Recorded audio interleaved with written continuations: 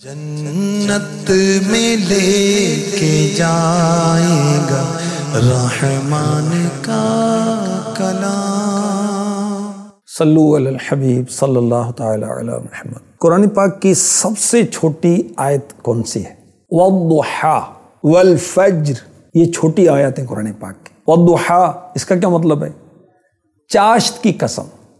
और तफसीर रूहुल बयान में है कि चाश्त इशारा है नूरे जमाले मुस्तफ़ा की तरफ सल्लल्लाहु तआला अला मुहम्मद। वल फज्र, उस सुबह की कसम।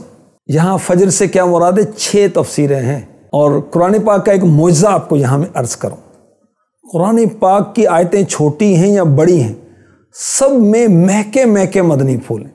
कुरान पाक एक मुअज्जा है। इसकी सूरतें छोटी भी हैं, बड़ी भी हैं, और हर छोटी बड़ी सूरत में, हर छोटी बड़ी आयत में अल्लाह पाक की कुदरत कामिला जाहिर हो रही हैं।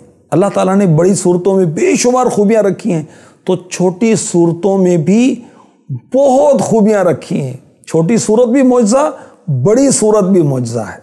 मुफ्ती अहमद यार खान नईमी रहमतुल्लाह ताला अलैह ने इसकी मिसाल दी। हाथी और ऊंट, इनके जिस्म, इनकी बॉडी बड़े बड़े होते हैं। चूंटी, कीड़ी, इसका जिस्म निहायत मामूली, लेकिन जितने आज़ा हाथी के हैं, ऊंट के हैं, करीब करीब वो सब आज़ा चूंटी में भी हैं। ये अल्लाह ताला की कुदरत कामिला का ज़हूर है। इसी तरह मुफ्ती साहब ने एक जगह लिखा है, हाथी में जो आज़ा हैं, मच्छर, मॉस्किटो में भी वही आज़ा हैं, उसके भी हाथ, पैर, सूंड वगैरह हैं, बल्कि अल्लाह की शान मच्छर के अंदर 2 आज़ा यानी पर ज्यादा है। बहरहाल कुरान पाक की सबसे छोटी जो आयतें हैं वद्दुहा वल फज्र जैसी आयतें हैं। वल असर भी उसी में से है। और कुरान पाक मुअज्जा, तो इसकी बड़ी आयतें भी मुअज्जा हैं, छोटी आयतें भी मुअज्जा हैं।